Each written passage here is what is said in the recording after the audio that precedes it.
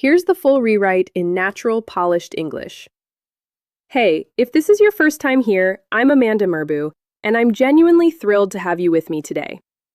I want to kick off this video by reading you a message, one I have full permission to share, because today we're going to approach things a little differently. It might catch you off guard, but it's also going to open your eyes. Just stay with me, trust the process.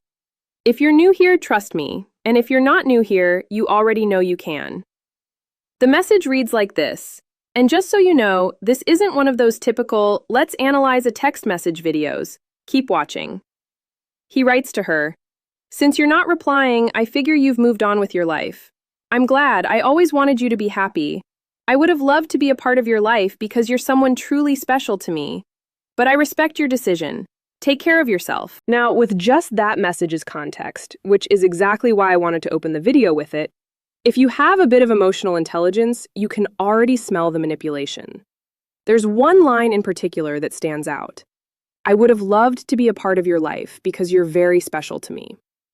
That is a textbook empty statement. You can see she's moving on, so suddenly he wants to be part of her life because she's special. Being part of someone's life and calling them special adds up to absolutely nothing. Either you want to be with someone, you want to build something real with them, you have genuine feelings for them, or "I'd love to be part of your life because you're special" just means I want to keep things vague. I don't want anything defined.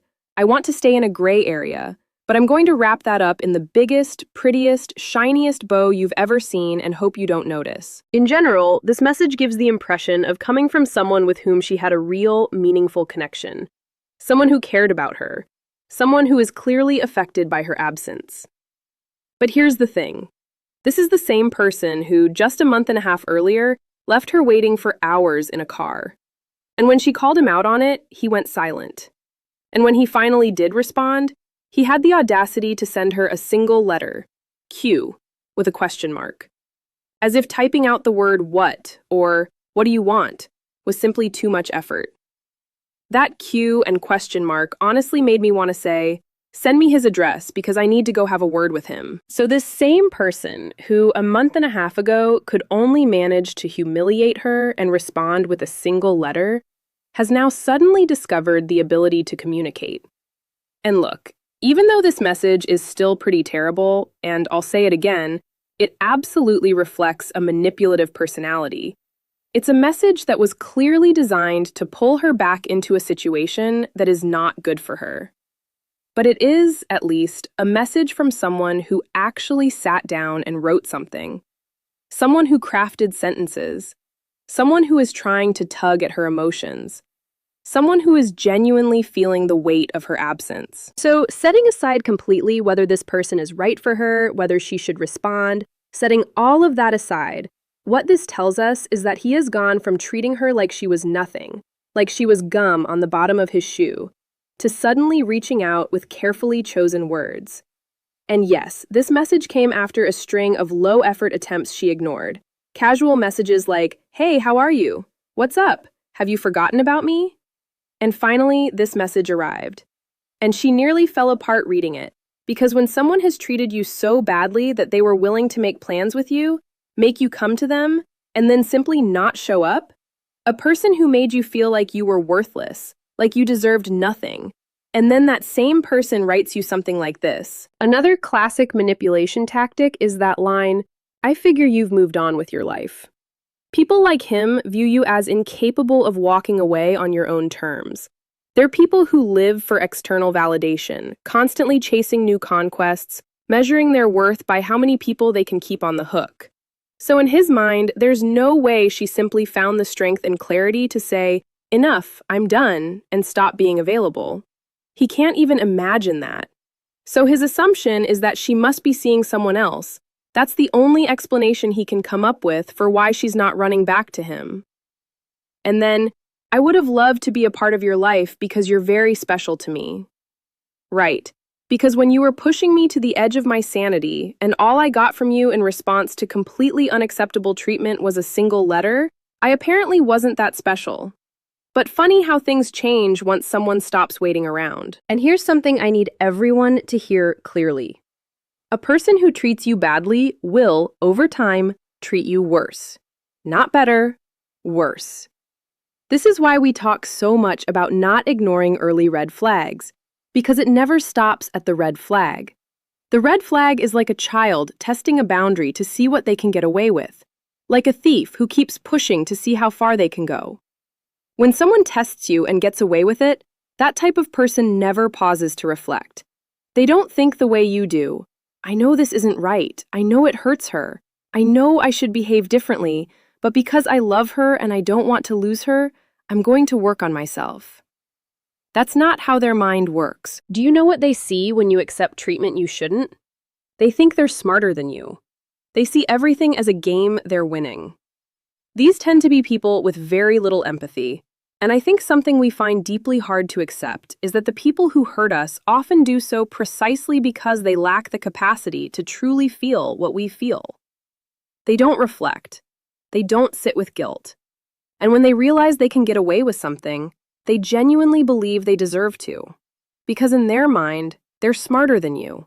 They know more than you. They're worth more than you. So when someone treats you poorly and you accept it, the problem isn't just what you're accepting in that moment. The problem is that it's going to get worse.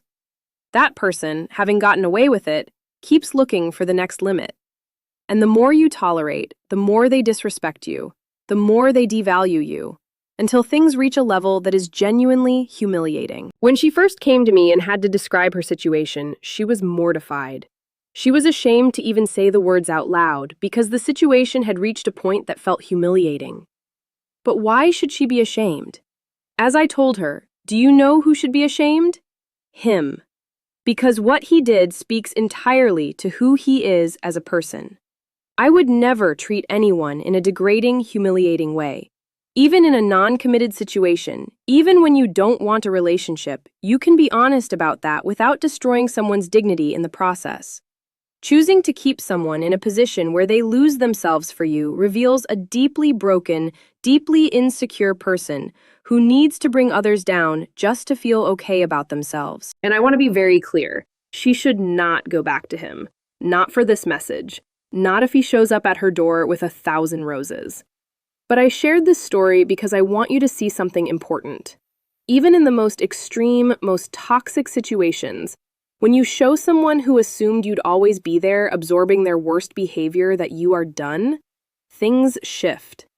That person gets a reality check, and she is beginning to experience firsthand what happens when you finally choose yourself. Now, not every situation is this dramatic. Sometimes things just get a little off balance. Maybe we've been a bit too available, a little too eager, chasing just a bit too much. And we find ourselves thinking, I don't know what to do. I can't stop myself from reacting. Well, stop. Just stop. Put a lock on your mouth. Put a lock on your hands. Love is not won by chasing. It is not. When someone consistently fails to value what they receive from us, the only thing we can do is show them they had us wrong, that we are not the person they assumed we were. Because here's the truth. That person has a version of you in their head. Maybe they don't say it out loud, but they think, consciously or unconsciously, that you don't value yourself. And I've heard this from so many people in my sessions. People in casual, non-committed situations have had the other person actually say to them, you know, you should love yourself more. The person who is treating them as an option is telling them to love themselves more, based on how much they're putting up with. And I've heard this over and over. That person knows you want more. They know their actions affect you. They know you're pretending to be okay. They see right through it. What they don't know is what happens if you change. They don't know that if you wake up tomorrow and start acting with self-respect, it's going to hit them harder than they ever expected. They don't know that if you close the door, if you walk away, if you meet someone who actually deserves you, it's going to affect them in ways they never saw coming. Why? Because they've never had to face that possibility. They've always assumed you'd be there. And here's something important that I heard recently from someone in the field of psychology and personal development, something that really stuck with me. We often believe that who we are is fixed, that our personality, our patterns, the way we show up in relationships, That's just who we are, almost like we were born with it and can't change it. But that is not true. Who we are is completely changeable. Because it is tied to our beliefs, our inner dialogue, our limiting ideas about ourselves, you can change. When you change the way you think and the way you act, your reality changes too. Let's bring this to relationships. Maybe experience has taught you that you're the one who chases, the one who falls fast, who gets too attached too quickly, who keeps going back. You've internalized that identity, and it feels involuntary, like you can't help it. And maybe you look at someone in your life who has strong boundaries, who can say no without guilt, who walks away without begging, and you think, I wish I could be like that. That person can be you. I'm telling you, nothing is stopping you. It's not about pretending to be someone you're not. It's about deciding to evolve, about making changes that serve you. And honestly, whether you consciously decide to or not, you are already changing. You are not the same person at 30 that you were at 15. You won't be the same at 45. Our experiences shape us constantly. So instead of letting that change happen to you passively, take the wheel. Look at the patterns that are hurting you and say, I'm going to change these, starting now. Because in the end, this isn't really about proving anything to anyone else. It's about genuinely deciding, if the way I've been showing up in relationships has consistently led to people underestimating me, not making an effort for me, not treating me like a priority, then I'm done showing up that way. I'm going to stop being afraid of being alone. Nothing bad is going to happen to me alone. In fact, the fear of being alone is often exactly what traps us in the worst situations. We attach to people who make us feel worse about ourselves than we would feel if we were completely on our own. Being alone and at peace with yourself is infinitely better than handing the key to your happiness to someone who is misusing it. 1,000 times better to be alone than to be in something toxic. I will stand behind that statement completely. So set the standards. Know what you need to feel good, and if someone isn't meeting those standards, let them go. With peace, with confidence. Yes, it's going to hurt, but you're already hurting. The difference is that this kind of pain has a direction. It has an outcome. And here's what always surprises people. We assume that when we finally walk away, the other person is just going to shrug and move on. But in most cases, that's not what happens. When you start acting with dignity, it lands on the other person. Hard. Suddenly, they feel like they don't know you. Suddenly, they realize they miscalculated. They regret not trying harder. In the example I shared, he's not sitting there thinking she's the love of his life in some grand romantic sense. But he is sitting there thinking, I was an idiot. I went too far. If I had just treated her a little better, I'd still have her exactly where I wanted her. And I can tell you, from having guided so many people through this, when someone truly stops tolerating what they shouldn't, the other person very often comes chasing. Sometimes completely, sometimes not. But they are there, thinking about you in a way they never bothered to when you were right in front of them. Ruminating. Regretting. Sometimes for a very long time. But that's not your problem. The desire to change cannot come from wanting to make someone regret you. It has to come from somewhere real inside you, from a genuine decision that you don't want to keep living the way you've been living. That you don't want to keep being the person who ends up destroyed by someone who didn't deserve their time. And here's what I want you to really absorb. What had her so broken wasn't even him specifically. Think about it logically. She hasn't gone back to him. They haven't reconnected. Nothing has changed between them. She is just her, alone. And in a relatively short amount of time, she is doing so much better. What changed? The way she treats herself. She is giving herself respect. She is giving herself dignity. She is taking care of herself. She set a line and she held it. Yes, receiving that message from him gave her a small moment of relief. It felt validating, of course it did. But her healing isn't coming from him. It's coming from her. Because what had her so destroyed in the first place was not just how he treated her, it was how she was failing herself. Because here's the truth that I think is the most important thing I can say in this entire video.